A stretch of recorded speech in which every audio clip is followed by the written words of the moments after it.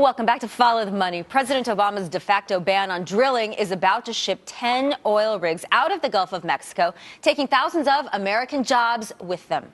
But look what happens when you unleash the drill and allow some good old-fashioned fossil fuel to flow. Texas added nearly 30,000 jobs from new oil and gas exploration.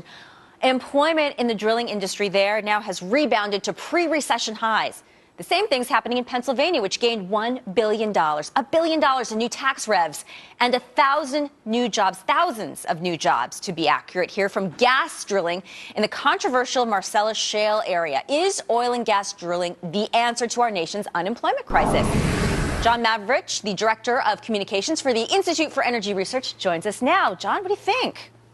Well, there's definitely a reason that those booming numbers are happening in the states that you mentioned, and it's because the federal government literally manages almost no land in those states. In Texas, the federal government manages around 2%.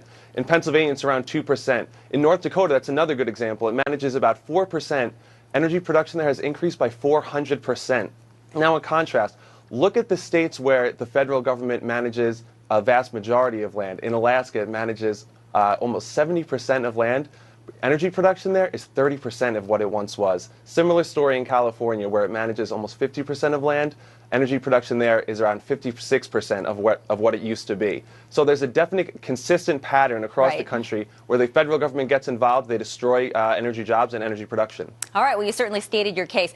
So let's just say, for conversation purposes, oil, right, crude oil is trading about $100 a barrel, give or take. So how much potential is there in the U.S., whether it's natural gas? Let's bring that into the conversation as well. What do we have here domestically, and what would it take to break down that price? Right, so the federal government actually confirms this fact. These aren't industry stats, that the continental U.S. has over 150 billion barrels of oil present here that can be recovered. There's only one thing standing in the way, and that actually is the federal government, the huge regulatory regime that makes investments so complex and so convoluted that companies just say, forget about it. They're taking their rigs overseas, like you mentioned in the intro, to companies like Liberia, Nigeria, and also Brazil, where the president apparently likes the energy industry down there. Okay, the obvious devil's advocate question here. What about the environment? Well, obviously, the BP oil spill raised a lot of eyebrows as well. So, you know, how do you balance those two?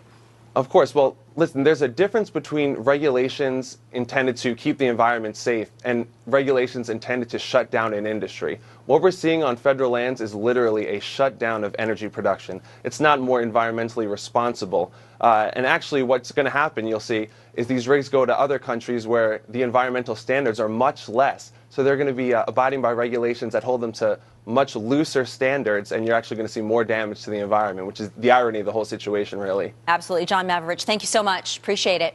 Thank you, Lori.